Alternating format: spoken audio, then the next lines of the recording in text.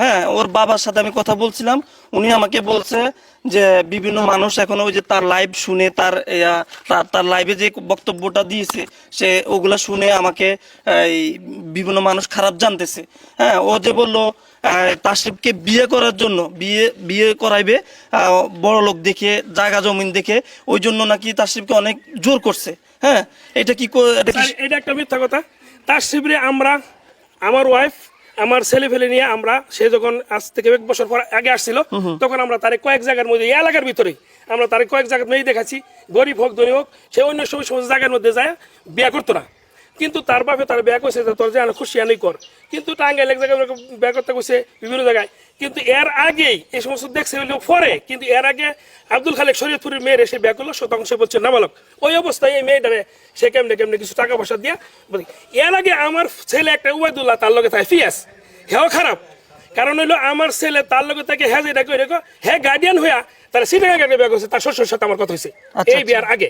তাহলে সেও যদি তার বাপের কথা এই কথাটা সে বলে, তাহলে সে এর আগে এই বয়সে জুবাইর আহমদ তাসিফ দূরে বিয়ে করলো, তার বয়স যদি 4টা করে থাকে বা 6টা করে থাকে, তাহলে জুবাইর আহমদ তাসিফের কথা ঠিক না।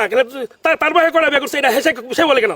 এটা বলা উচিত না। তার বাপ মুনাফেক হইলেও তার বাপ, মা যদি কাফের হতো মা, কিন্তু তাই বললা এই ঘটনার পরিপ্রেক্ষিতে সে করে বিয়ে করলো। সে যদি 2টা বছর করে থাকে তাহলে তার বয়স 10টা 12টা করা ঠিক আছে।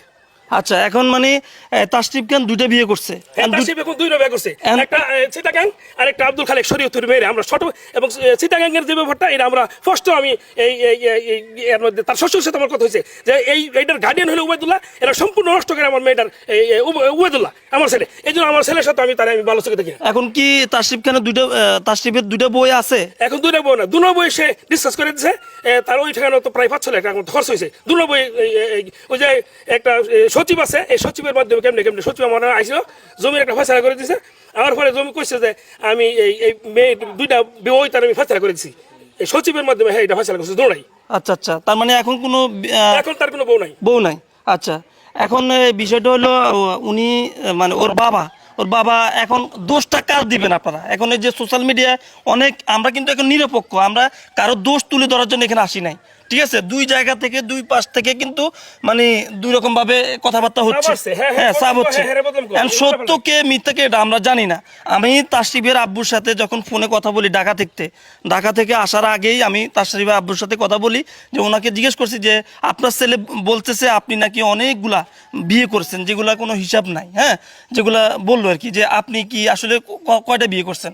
সে বলল আপনি আমার এলাকায় যান, আমার বাড়িতে অনেক মানুষ আছে, তাদের মুখ থেকে শুনেন তারা কি বলে শুনতে পারবেন। আমি বিয়ে করছি, 2টা বিয়ে করছি।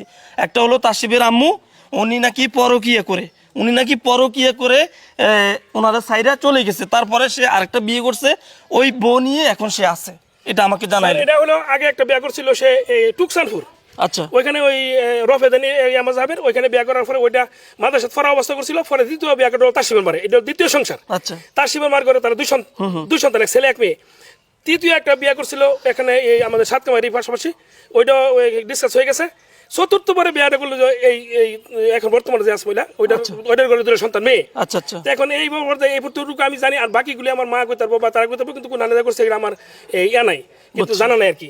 এখন বর্তমানে আমি মনে করি যে আমার বাইশটা যেহেতু আমগর এই গোষ্ঠী বন্যার থেকে আমার বাইশটা সম্পূর্ণ আঙ্গর সাথে সম্পর্ক সেট, এগুলো আঙ্গলে কোনো সম্পর্ক নেই।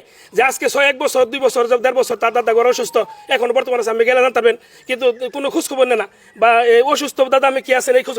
আর আমরা মোবাইল দিলেও সে মোবাইল ধরার সময়টুকু নাই। উবাইদুল্লাহ আমার ছেলে, হ্যাঁ তার লগে হ্যাঁ এই পর্যায়ে মানে হ্যাঁ কোনো মোবাইল ধরতে তার সুযোগ নেই। একটা লোকে 1বার মোবাইল দেওয়ার, দাদারা যদি মারা যায় এরপর আমরা ফোন করি কালকা খবর হইব, তা আমরা জানা যায় আজকে শেষ, কালকে খবরটা কি করবো।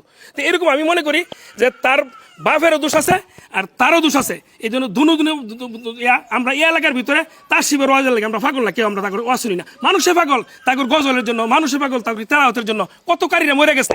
এই সমস্ত কারীরা ওয়াজের জন্য আমরা পাগল না এলাকাবাসী, কিন্তু হেরা পালকের দেখে অনেক মানুষ নেই শুনে তাকে ওয়াজের দ্বারা কোনো আসতে হবে না, আর তার মেমাকতি করলেও কোনো লাভ নেই। বিষয়টা আসলে উনি হলো তাসরিফ খানের জেঠু।